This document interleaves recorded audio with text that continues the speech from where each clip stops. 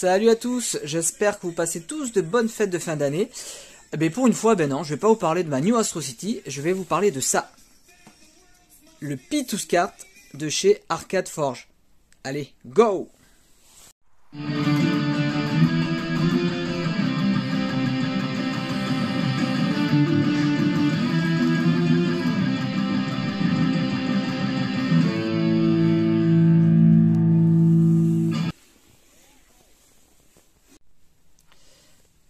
Allez, on se retrouve pour faire le point sur cette carte. Donc je vous parlais à l'instant du P2SCART de chez Arcade Forge.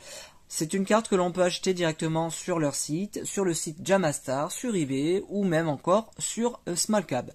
Pour une somme donc se situant entre 37 et 39,90 €. On y retrouve en dessous le port GPIO sur lequel on va plugger son Raspberry. Ici la sortie Péritel et ici donc l'entrée jack pour le son. Et livré avec la carte des petites pattes de fixation qui vont venir soutenir votre Raspberry, la fixation sur le Raspberry, ainsi que ce petit cordon jack. Voilà, pour le son. J'ai choisi une petite télé, une 36 cm à l'ancienne, donc c'est de marque Sharp qui fonctionne très bien, j'en suis très content, avec une entrée Péritel. Donc l'avantage c'est que c'est pas bien grand, c'est transportable et on peut l'utiliser partout. Et vous allez voir pourquoi j'aime bien ce modèle là, parce que je vais pouvoir jouer donc directement au shmup en retournant cette même télé.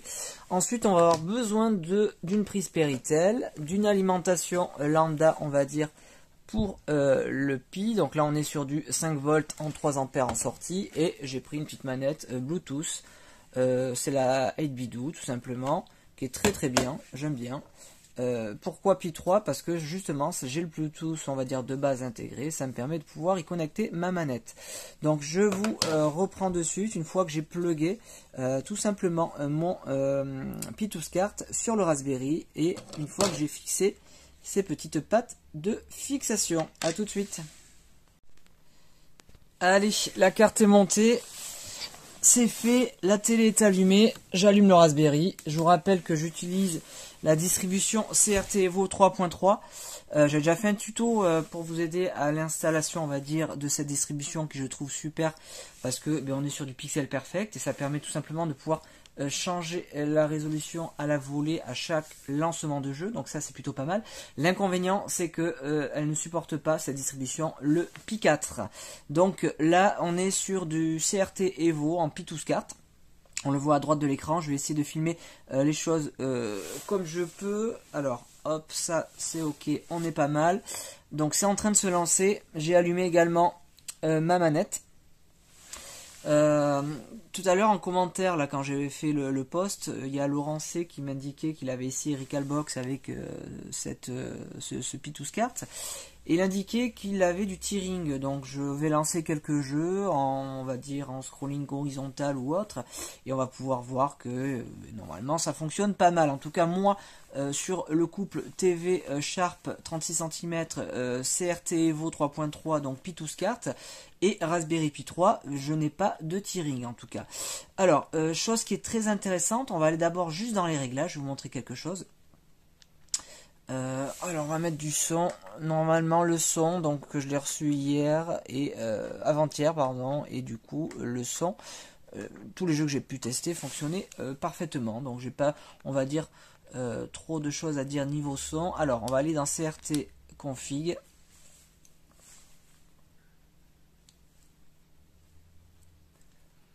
Et ce qui est pas mal en fait, c'est que l'on peut cadrer l'image par rapport à l'écran. Donc on va aller dans Image Utility. On peut aller tout simplement centrer le front-end. Donc ça avait été fait déjà. Parce que le défaut que j'avais sur cette télé, c'était l'image était un peu déportée sur la gauche. Donc là j'ai pu centrer parfaitement les choses. Donc ça c'est plutôt pas mal. Et la même chose pour centrer on va dire l'image in-game tout simplement. Donc ça c'est fait. On ressort de là. On va lancer quelques jeux. Donc c'est voilà une image de base, hein, encore une fois sur ma config, on est sur du 3.3. Si dans les réglages de CRT config, donc ici il faut tout simplement mettre P2SCART, vous avez un réglage, on va y aller vite fait pour vous montrer, qui permet de pouvoir mettre le bon adaptateur plus ou moins hein, entre le pyjama ou autre. Donc on va dans Images, on va dans... non c'est pas là... dans Système, RGB câble, et il suffit de chercher le VGA 666 en P2SCART, si c'est pas, on va dire, de base réglé là-dessus. Donc ensuite, une fois que c'est fait, vous allez régler votre écran, on est bien, voilà, ben on a accès à une pléthore de jeux en pixel perfect, et ça c'est déjà pas mal. On va aller sur de la Neo Geo, et j'avais un jeu où j'avais du tearing, quand on n'était pas en pixel perfect, qui est ni plus ni moins que, alors, Magician Lord, que je vais aller chercher, et là, voilà, c'était facile de voir qu'il y avait du tearing, parce qu'on est sur voilà, un défilement horizontal, un jeu de plateforme si je puis dire, et derrière, eh l'inconvénient c'est que quand on n'a pas la bonne résolution, on voit tout de suite le tearing, qui est donc une espèce de petit filet sur l'image, qui permet des fois de réadapter plus ou moins plusieurs images entre elles, si je puis dire, donc c'est vrai que ça se voyait, quoi. Alors je vais mettre un peu plus de son.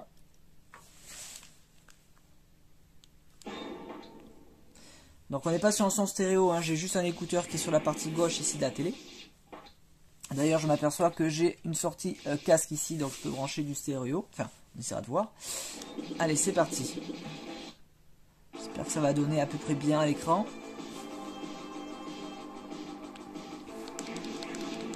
Je vais essayer de zoomer un petit peu.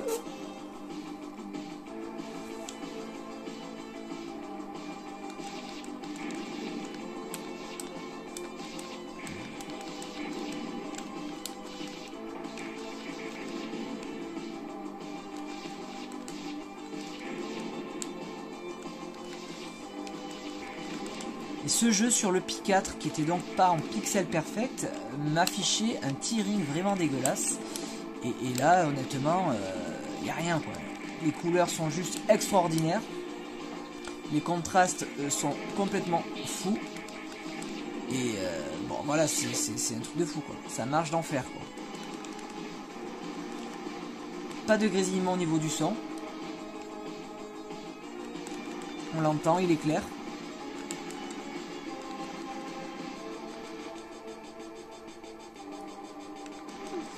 Il y a aussi un autre jeu qui est facile, où on peut voir du tearing facilement, c'est Viewpoint. Donc je vais aller le chercher. Alors hop, je regardais sur l'écran de la caméra, il vaut mieux que j'aille chercher le jeu comme ça. Tac. Voilà, on est direct.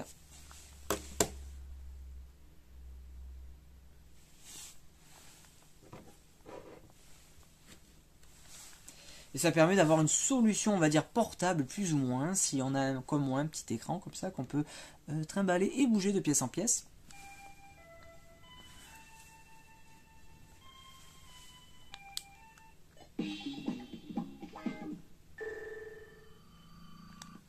Par contre, je suis extrêmement mauvais à ce jeu.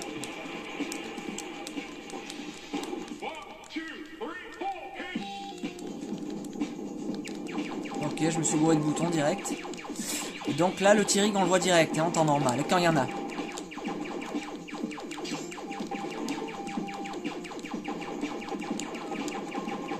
Là, tu me diras, Laurent, si ça te fait la même chose sur Recalbox ou pas. En tout cas, moi, je ne vois pas de tearing sur la CRT Evo.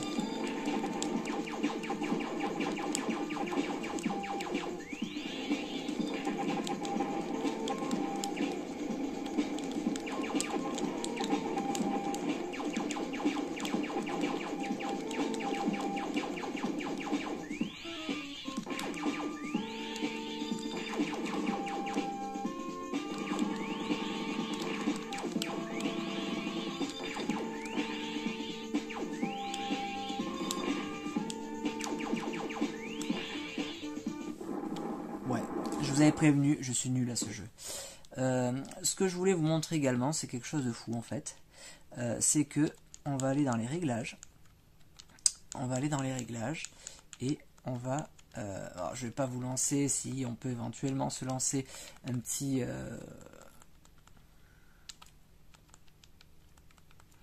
je sais pas, un petit...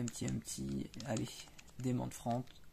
Non, je lance un de Don't Touch It, je me suis trompé, j'ai regardé sur le téléphone. 2 secondes.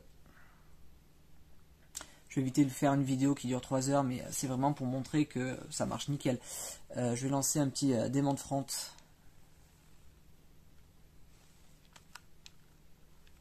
Qui est juste là.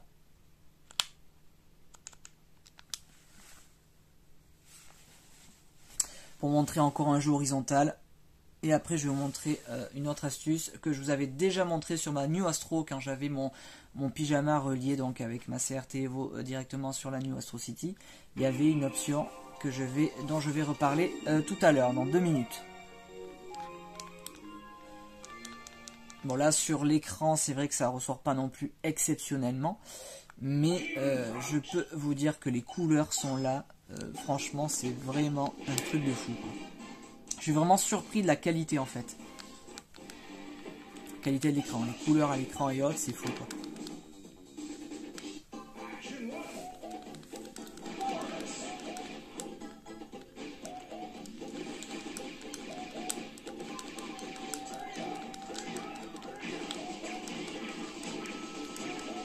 Ce jeu est vraiment cool.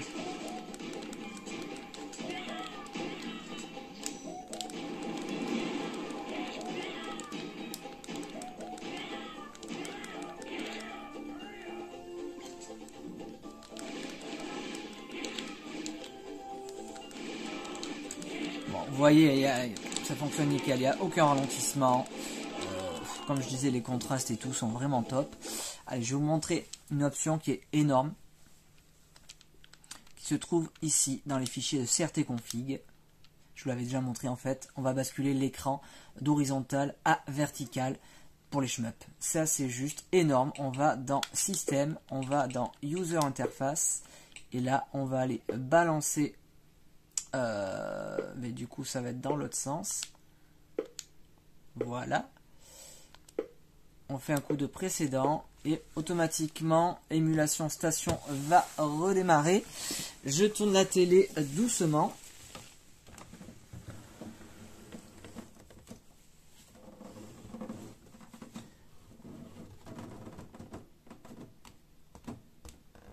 Hop.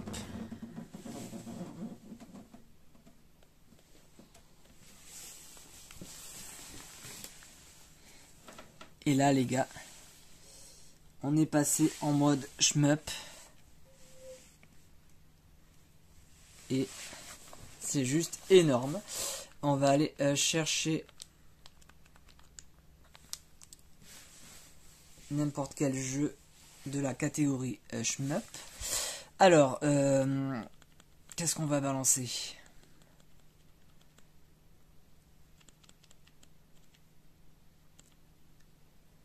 Un Batsugon, allez.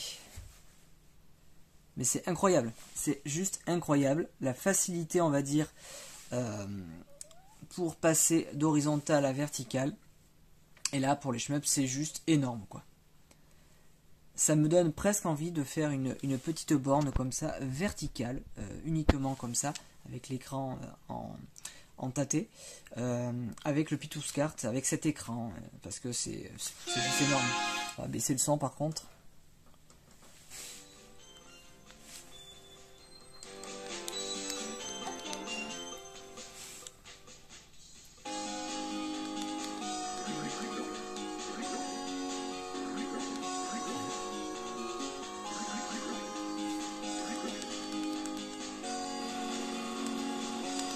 Voilà quoi, c'est juste énorme.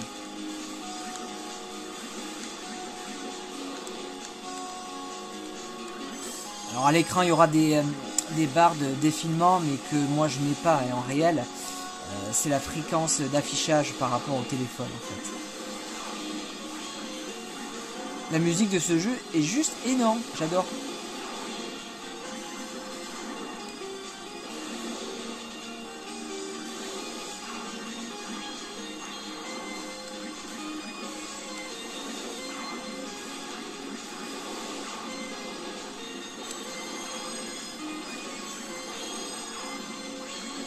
tu l'as compris quoi, on est sur du shmup. Et donc, ben voilà, c'est un petit peu la vidéo que j'avais fait la dernière fois sur la New Astro City. Ben, on a accès à plus de 200 ou 300 jeux comme ça, verticaux. Voilà, c'est juste énorme, quoi. Les Dononpachi, Donkey Kong, hop. SP Galuda, SP Raid. Donc voilà, il y a de quoi faire en fait, donc c'est cool, ça me motive pour shmupper à bloc, ça change. Donc de toute façon j'ai toujours dit que l'idéal c'est d'avoir deux bornes, une verticale et une horizontale, donc bon. Là en tout cas ça permet de pouvoir bricoler et de pouvoir tout simplement jouer également à la verticale de manière très simple, donc à moindre coût. On est encore une fois sur un Pi 3, cette carte en P2SCART. Et c'est vrai que ce qui m'a donné envie, c'est Recalbox qui vient de sortir, le Recalbox RGB Dual, je crois, un truc comme ça. Une carte sur Kickstarter en fait, qui va sortir d'ici février-mars à venir. Et c'est vrai que ça a relancé un petit peu l'idée que j'avais de me prendre déjà le P2SCART à l'époque pour pouvoir le tester. Et ben du coup voilà, j'ai vu 2-3 vidéos de la Recalbox RGB Dual et c'est vrai que ça m'a relancé là-dedans et ça m'a donné envie. Je sais pas quels sont les boutons, ah voilà. Le Kitsui, ce jeu aussi est juste énorme. On est sur un jeu cave et ça va dans tous les sens, comme tous les jeux cave, et il est vraiment terrible.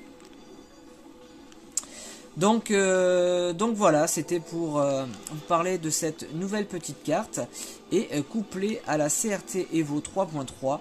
Et bien j'ai envie de dire c'est pas mal quoi, il n'y a aucun tearing, pas de soucis par rapport au jeu, en tout cas d'arcade. J'ai pas testé les consoles honnêtement, si j'ai testé la Super Nintendo et la Mega Drive et c'est pareil, rien à dire.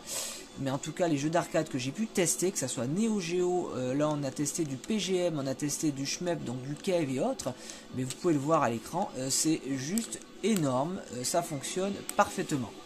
Donc voilà les gars, passez une bonne une bonne soirée, j'ai envie de dire si la vidéo pop ce soir. Sinon je vais vous dire passez de bonnes fêtes et je vous dis à l'année prochaine. Ciao.